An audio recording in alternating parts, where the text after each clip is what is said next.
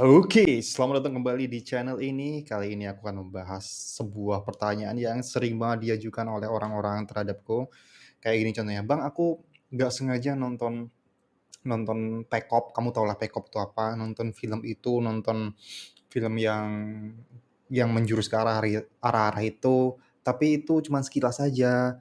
Terus apakah itu termasuk relapse? Apakah aku harus melanjutkan nofapku?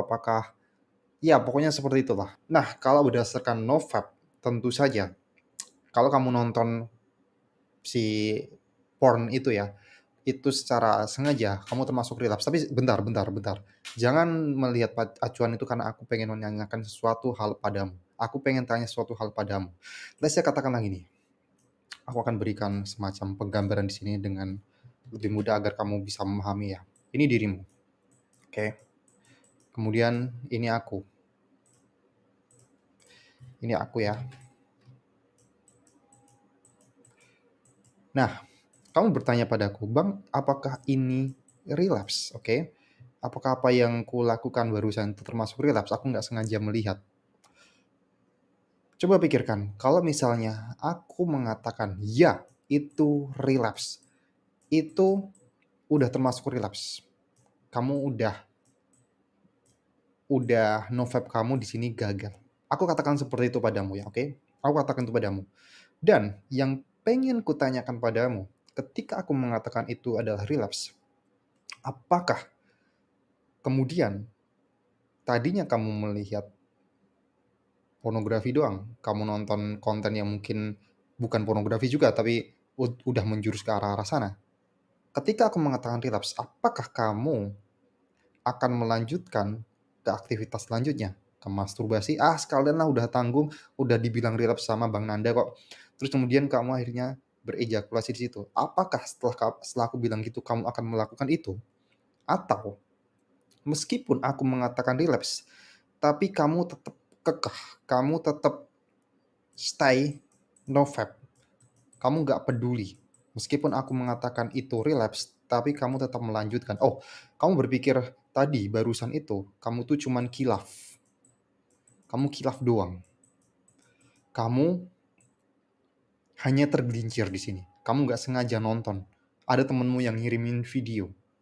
Nah, yang pengen tanyakan itu, dua hal ini. Apakah kamu akan melanjutkan aktivitas selanjutnya setelah aku bilang relapse? Yaitu relapse. Itu relapse. Atau kamu tetap stay nofap, kamu berkata, "Oh, oke, aku akan teruskan nofapku, anggap saja tadi kilaf. Oke, aku maafkan diriku, aku akan berjanji semoga tidak akan ketemu lagi kayak gitu." Kamu bisa jawab jujur pada dirimu.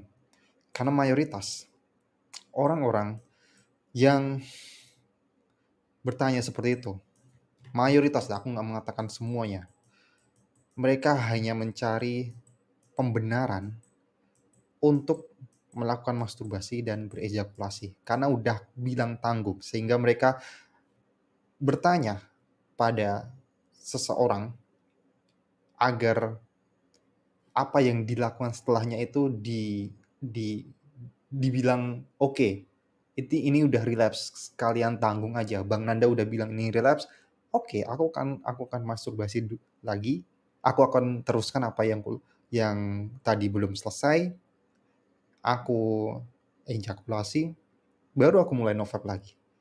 Rata-rata mereka hanya mencari pembenaran ini. Karena ketika aku mengatakan relapse, ya banyak yang seperti itu, "Oke Bang, aku akan riset lagi," tapi kemudian kembali lagi melakukan masturbasi. Nah, itu dia yang harus kamu tanyakan pada dirimu, karena mau siapapun yang bilang itu relapse atau enggak relapse, tergantung setelah itu tuh kamu tuh bisa bangun dari kesalahan kamu enggak. Karena percuma ketika aku mengatakan relapse, kamu sadarkan di situ. Kamu bilang itu sadar, kamu udah mengakui kesalahan kamu, tapi kenapa kamu menanyakan itu gitu? Kenapa kamu nggak berpikir gini, aku akan memberikan analogi yang sederhana banget, simpel kayak gini, biar kamu tidak bingung ya, aku contoh. Ini contoh untuk orang yang beragama muslim lah ya. Kamu berpuasa, ini aku berikan contoh berpuasa, oke? Terus jam 10 pagi Kamu nggak sengaja minum air kulkas. Kamu nggak sengaja minum air kulkas, air di kulkas lah gitu ya maksudnya.